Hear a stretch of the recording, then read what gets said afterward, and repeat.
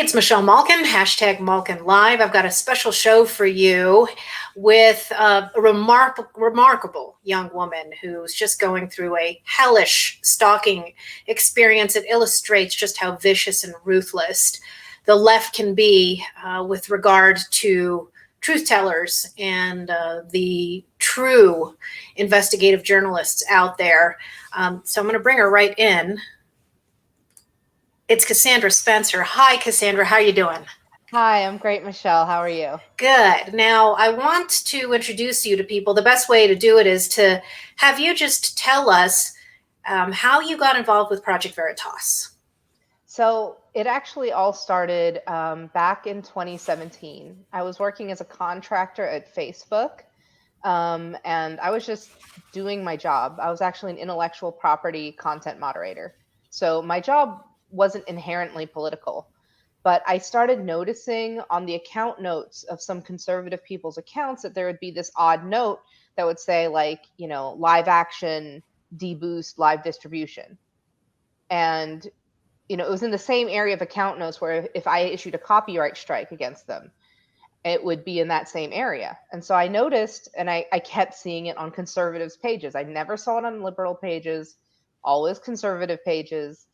And so I saw a tweet that James O'Keefe had put out if there was anybody on the inside of these companies to, you know, contact the tip line. And so I kind of, you know, very hesitantly kind of like reached out.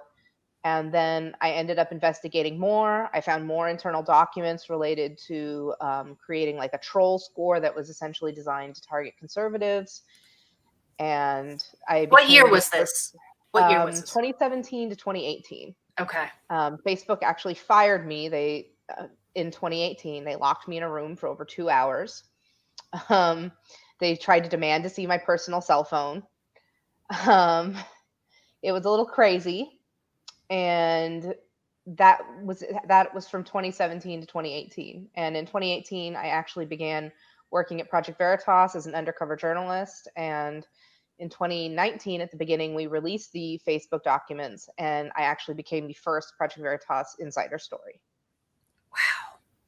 Wow. And you had never had any undercover journalism experience prior to, undertaking this. Yeah. No. I was actually previously I was an Army public affairs officer, so I had some experience with journalism, but never undercover work. That was just something I think that kind of came naturally as the result of kind of growing up in a progressive environment. I grew up in Hawaii. I went to NYU. I started off my college career there. And so being undercover around the left actually came very naturally to me. Gotcha. And you say, I think it's very noteworthy that people understand that you were the first. Yeah. And, as the first, you set a precedent because, there have been so many other significant investigations that were a result of other emboldened insiders coming forward.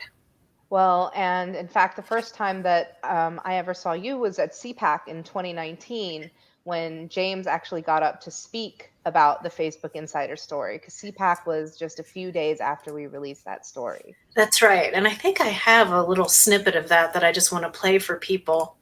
Let's see. Let me bring it up here. I don't have my own producer here, so I got to line this up. This is it here. And let's see if I can play it. /Brave, where you can actually sign up. And for those of you who won't strap a camera to yourselves, what are you going to do to defend her? What are you going to do to have her back? What are you going to do about it? Not just complain and praise her. Find someone in your life who is willing to do something about it and send them to our website. We'll equip you. We will train you to do this, Ian. Jesus. Wow. Yeah. He was talking about you. Yep, that was me with pink hair. Yeah. I think everyone at CPAC was looking for the girl with the pink hair, and it was hilarious because it's like, of course, right after we finished filming that, I went to the hairdresser and I was blonde the next day. Yeah.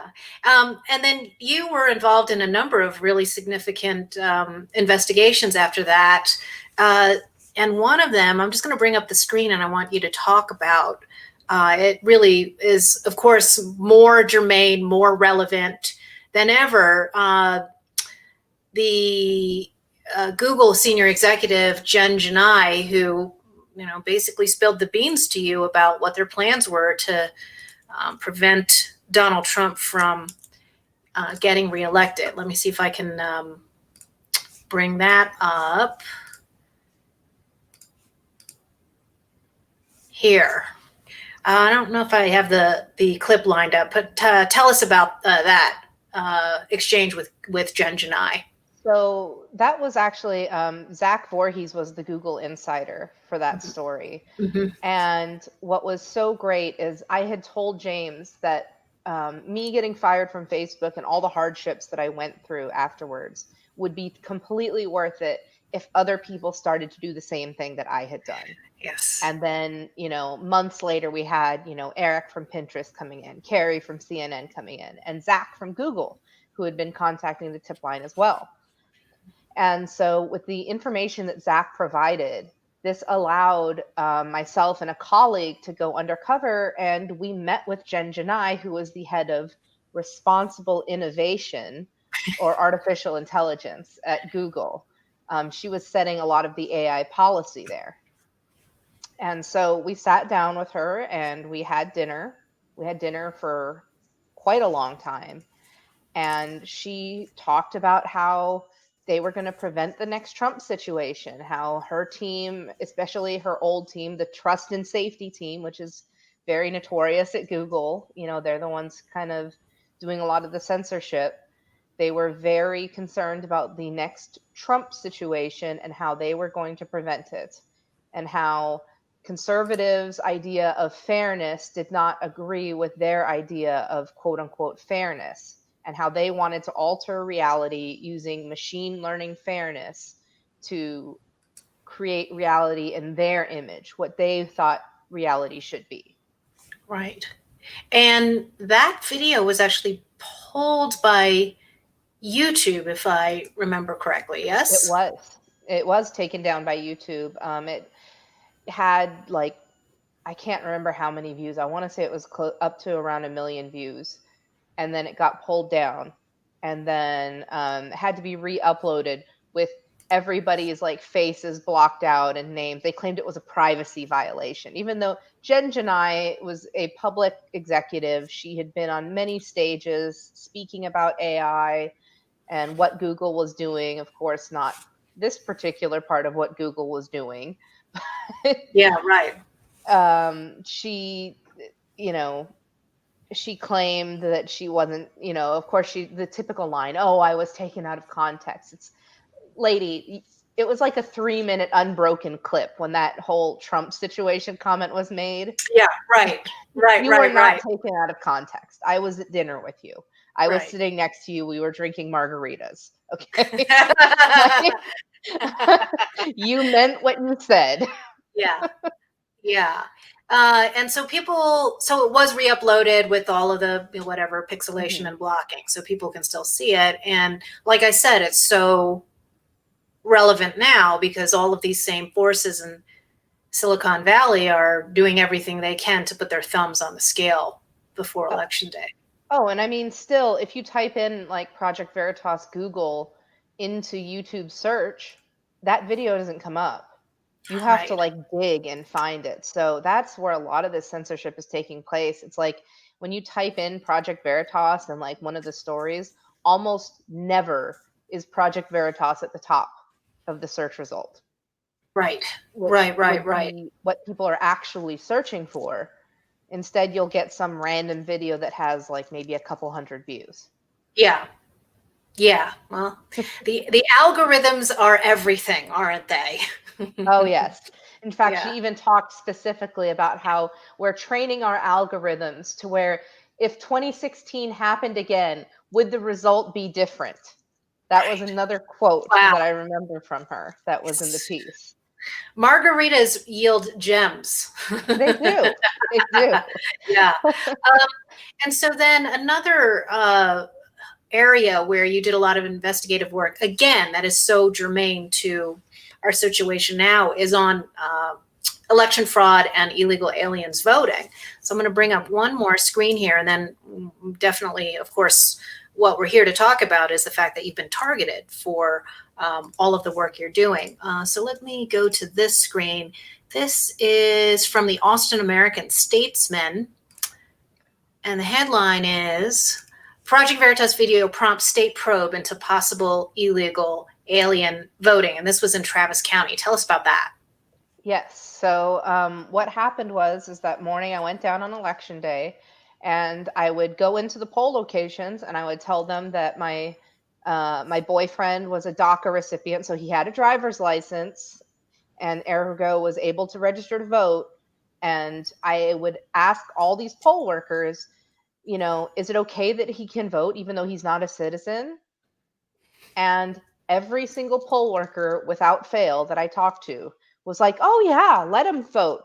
And then that one woman who's actually in that still, Pam Nash, you can hear the genuine shock in my voice when I'm saying like, oh, I don't know, I heard there's like an issue about DACA people voting. And she's like, no, we had tons of DACA people voting. In the early voter, we had tons of them. And I'm like, really? Tons of DACA voters? Yeah. That's not me being undercover. That's me just like jaw on the floor. Like, I can't believe the words that are coming out of your mouth right now. Yes. Here, I'm going to see if I can play some of the video of this. Yeah, I can do it from this link. Like you said, you know, it is hard to just search Google and immediately get the video. It's a pain in the ass. It's a huge pain. They make it so that you can't find videos. And when that video actually came out, what was interesting is while the state opened up a probe into, you know, illegal voting, as they should, Travis County wanted the DA to investigate me. Yes, that's right. Well, the messenger is always the problem, isn't it? Right. Okay, here we go.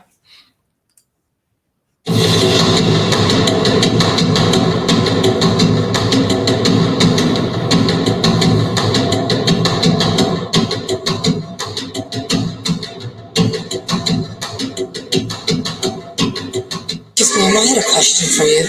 So let's just say my boyfriend was a dreamer, but he's registered to vote. He just needs his ID, right? That's it. That's it. So long as he's registered. Yeah. Okay. Yeah. Can I just ask you a question? I went back and we went and grabbed his driver's license. He's saying something about how some people are questioning whether it's legal since he's not a citizen, but he was able to register. If he has his ID, that's all we need. If he's registered. Right. Yeah, it doesn't matter that he's not a citizen. No, right. No. If he's registered, he has a, honey, it might not be that he's registered. If he's giving you all this trouble, it may not be that he's registered. No, he is registered. We should be able to show you that. He's got it with him. We ran home and grabbed his driver's license because he's a DACA recipient, so he was able to get a driver's license. So, yeah, how many times? A funny story about that. What's going on in that exchange is that was the first poll location I went to. And, you know, I went in there and I was still a new journalist at the time. I had been working at Project Veritas for less than a month when that was filmed. And they could not believe that, like, just instantly I went in there and they were about to let an illegal citizen vote. Or illegal alien, not a citizen. And so they had me go back into that same polling location like 4 or 5 times to ask that woman if it was okay if he could vote, even though he was not a citizen. And they're like, be sure to say that he is not a citizen. Right, because it's almost like when you put your line, you're fishing, and you get a bite the first time. It's like, what? No. Yeah. And so I went in there and talked to her so many times. I had gone in and out of the polling location that finally she's like, honey, if he's giving you all this trouble, it might not be that he's registered. Yeah. Amazing. And then the denouement of that was that they did the investigation, and then what happened? I don't know. I never heard anything else about it. It was one of those things that, especially during the time at Project Veritas, I mean, the workload there is just like boom, boom, boom, boom, boom, boom, boom, you know, from one thing to the next. Yeah. And so, like, I had finished that I think that was filmed a week after I had finished investigating Beto O'Rourke's Senate campaign and caught them spending, campaign finances to fund migrants coming into the country illegally. I was literally with them at the grocery store, and they're like, oh, we want to cover up this spending. Oh, we have to mark it down as we're buying stuff for volunteers. I hope the wrong person doesn't find out about this. Like, literally the girl in the car next to me after committing these campaign finance things. Yeah. It's like, oh, I hope no one finds out about this. Shh. Right. So yeah, and so you had a full load. Now let's fast forward to this past July. Right. It was really the start of all of the harassment. What happened? So, I left Project Veritas earlier this year. The last story that was actually published of mine was the Bernie Sanders people talking about burning the streets. Oh, yeah, right. And so I was looking forward to kind of taking a step back and, living kind of a quiet life here in Texas. Especially with everything that happened with COVID, things had been pretty quiet. All of a sudden in July, my phone starts blowing up. And it's this reporter named Jesse Hicks. And he's like, oh, I know all about you. And I want to talk to you about your involvement in the election. And so I just hung up on him. And, I let Project Veritas know. I was like, hey, this he keeps calling me, and he kept telling me I know all about you. I know about your Twitch channel, which I kind of laughed. I used to stream video games on Twitch before I worked for Project Veritas, just completely irrelevant stuff. And so during that time, not only did I receive multiple phone calls, there were people outside my house. There was actually an incident where one of the people involved in this piece pretended to be someone who worked at Project Veritas, contacted me on an email address that was connected to my old last name when I used to be married, and pretended to be someone working for Project Veritas, trying to get me to talk to them. Now, when this Jesse Hicks identified himself to you, who did he say he was working for? He said he was with the New Republic, Okay. which is the publication that did publish the hit piece that I was mentioned in. Okay, gotcha. I'm going to bring up one of the stalker photos. Yeah, there's several of them. There's 4 of them who've been stalking. So then this photo, they published this hit piece at the beginning of August. I figured maybe that was the end of it. Now I can just move on with my life. I ended up moving to a completely different city for multiple reasons, but partially because of the harassment I had been receiving at my old address. And so I had someone over at my house who didn't even know what Project Veritas was, just a friend. And when he left my house, he was like, hey, I think I need to find somewhere else to park in your neighborhood, because there was someone giving me a dirty look when I left. Mind you, this person and I were not connected in any way on social media. We weren't friends on social media. So what these stalkers did is they ran his license plate, got his name, contacted him on Twitter, and sent him these photos. He's blacked out in this photo, but that's me standing in front of my house. And they're like, we know you know Cassandra Spencer. We want to talk to you about her. And they wanted them to he identified himself as Matt Phelan, who was another one of the articles of these hit pieces. And I think I sent you his picture as well. Matt. Oh, yeah, that's the one I brought up. Hold on. I will share that. So Matt Phelan and this Jesse Hicks were working with each other? Yes. Okay, there's a group of 4 of them who have been working together. Because so there's Jesse Hicks and Matt Phelan, who appear to be... Oops, where did he go? He looks like a real winner, by the way. Oh, yeah. I was like, if I had seen him outside of my house, I would have been creeped out just seeing him. Yeah. What are you doing staring at my house, weirdo? Yeah, same. Where did that go? Yeah. Go ahead. Continue Yeah. while I. So, that to me was finally where the line had been crossed, because that incident happened just a couple weeks ago, where those pictures were taken of the front of my house. Mhm. And I was like, you literally harassed somebody. You tracked down someone using their license plate, contacted them on Twitter, sent them these creepy photos. And this dude didn't even know what Project Veritas was until I had told him a couple days ago. Right. So he Right. had nothing to do with any of this. By the way, this Matt Phelan's bio says that he's written crap for Gawker. So I mean, yes. for most And people, Jacobin, that tells them all they need to know. By the way, the other thing too is, and for people who are maybe a generation or so older than you, the New Republic used to be a respected center-left publication. There used to be a distinction, at least both a journalistic and moral distinction, between the kind of work that they would publish. It used to be considered more of a highbrow publication, and now they're just bottom of the barrel cesspool stalkers. I mean, it's just absolutely disgusting. Okay, so there's that Jesse Hicks, there's this Matt Phelan. He said there's a couple of others as well, and I'll bring those up too. Go ahead. And these other people have been credited either in the articles or have also published my personal information. Liz Farkas has been credited in these articles. She is some sort of private investigator who apparently, from what I've been able to research, knows James from back at Rutgers, like in college, and has this weird grudge against him. Oh, wow. Yeah. Like, this lady sounds really weird. Right. And she's one of the ones who's named, and she's a private investigator.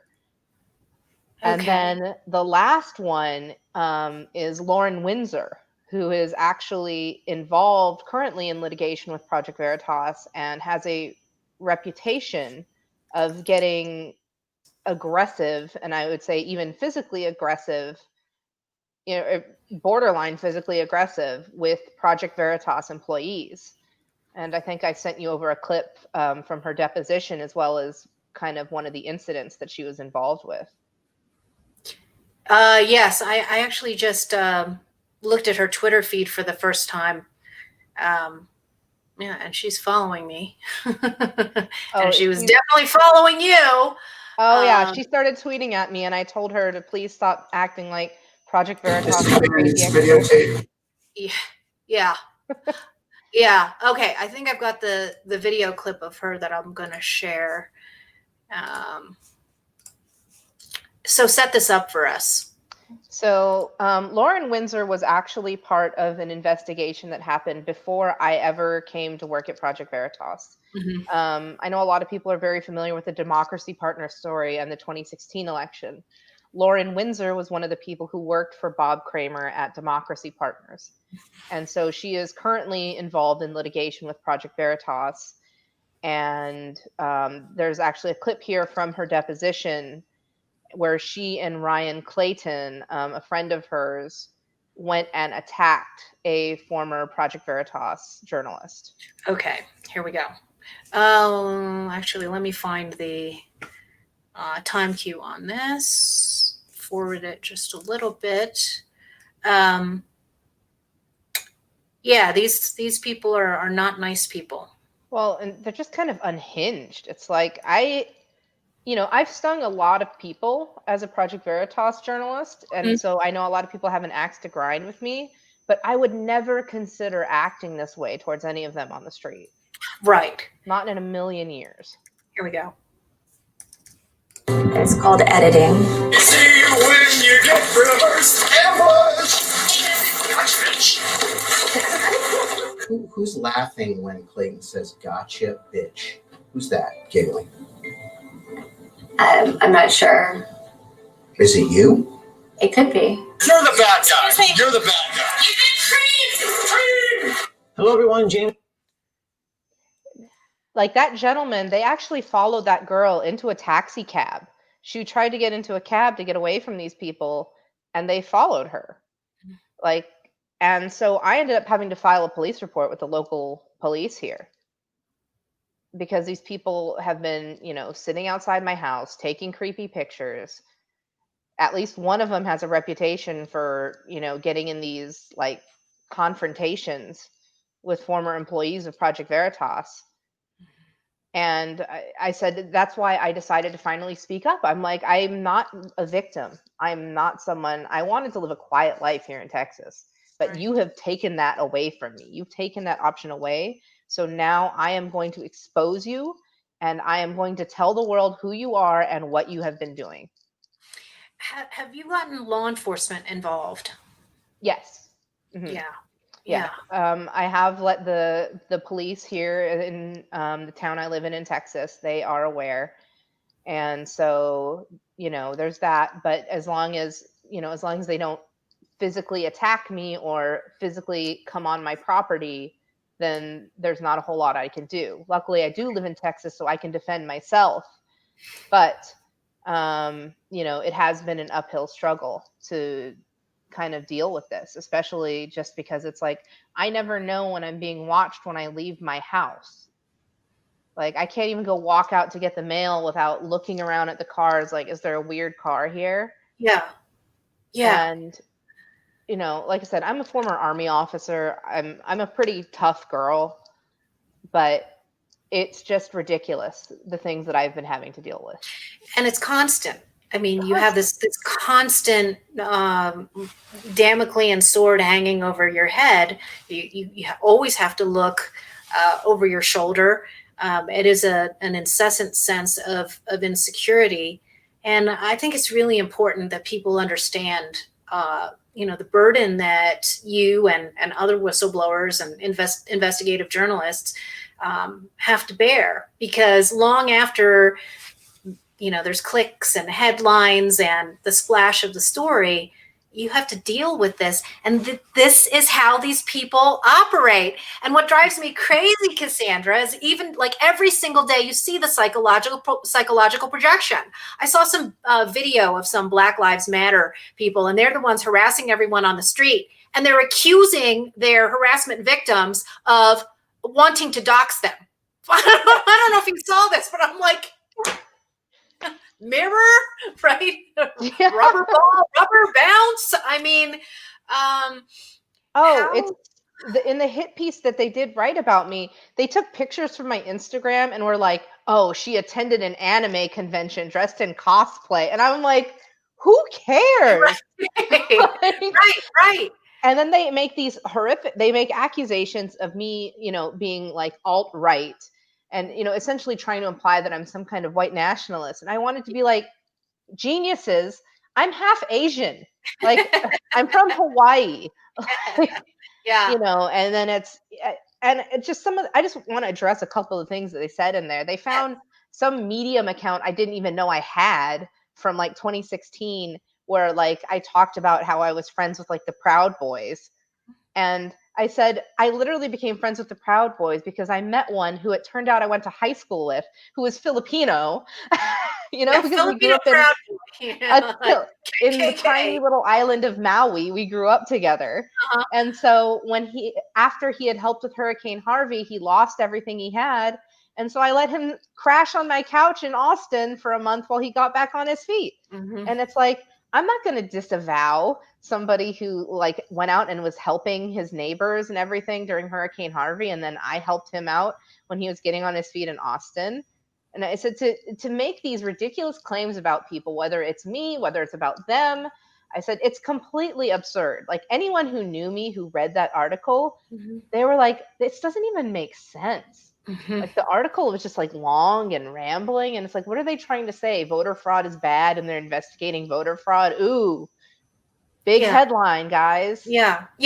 Well, the juxtaposition of actual journalism, which of course, and then, all of the stenographers and shills and regurgitators who operate as so-called journalists, constantly attacking the incredible journalism of Project Veritas. And then you get crap like, these pieces, these hit pieces that basically are just like tattletale. Oh, we found, a Medium account that you didn't even know you had. I mean, that's journalism. Right. We're so lost. And I mean, it's so important for you to blow once again, you're in the position of being a whistleblower. You can't escape it. I know. And like I said, I was perfectly happy to kind of take more of a sideline role in this fight, this ideological war going on. But I said, you took that from me. And so now I'm going to hit you back 10 times as hard. And I am going to come after these people who are, writing these hit pieces, who are trying to commit voter fraud, who are trying to, big tech companies. I'm going to be an outspoken advocate for all the things that I have personally witnessed during my time as a journalist and as a whistleblower, because I don't have a choice anymore. Yeah. I don't have a choice. Yeah. And so I'll do it. It's fine.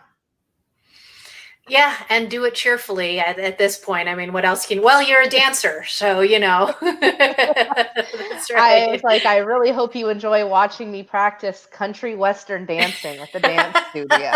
Very nefarious. They even put that on this website that tries to dox Project Veritas people. They put a photo of me and my competitive dance partner at the World Championships. And I was like, who cares? Yeah. Somebody is subsidizing all of these people, all of the. Oh yeah, and I all have of my the smear missions. suspicions on who it might be, because especially here in the state of Texas, I know of at least one very prominent politician who has a lot of money, who I made very angry back in 2018. Well, there you go. Well, I put your Twitter handle for everybody to follow you on, and this is going to be on all the platforms, and until it gets yanked or throttled or whatever, but we're doing our part here. So people can follow you at Cassandra and then Spencer, SPENCR, for your Twitter handle. And I so admire your fighting spirit and all of this. It's jujitsu, isn't it? I mean, because they got you on the floor and you're just going to turn around, right? Yep. Turn it back on them. Flip it back over. And that's the Yes. thing is, and it's so important. I always, every time I do one of these interviews, I tell people the importance of Project Veritas' whistleblower program. There is not a day that goes by that I ever regret, even with all this crazy stuff going on, that I regret the decision I made to contact. It's veritastips@protonmail.com, because I cannot tell you that as someone who was an insider and as a journalist, how valuable those insiders are to making it so the journalists can do their job. Absolutely, so invaluable. And you were the godmother of it all at the start of the revolution. Thank you so much, Cassandra Spencer, and we'll make sure to keep in touch with you and retweet anything you put out there to amplify all of your whistleblowing. And screw those stalkers, screw them. We're going to name them, we're going to tag them, and we're going to make sure people know the truth. Last words from you. Thank you, Michelle. I just really appreciate the opportunity, and I'm looking forward to telling my story more, because there are a lot of people that I exposed over the time that I worked, and you have taken the muzzle off. That's right. Unleashed, uncensored, unfiltered. Yeah. Take care, Cassandra. Thank you so much. You too. Have a great day. You too.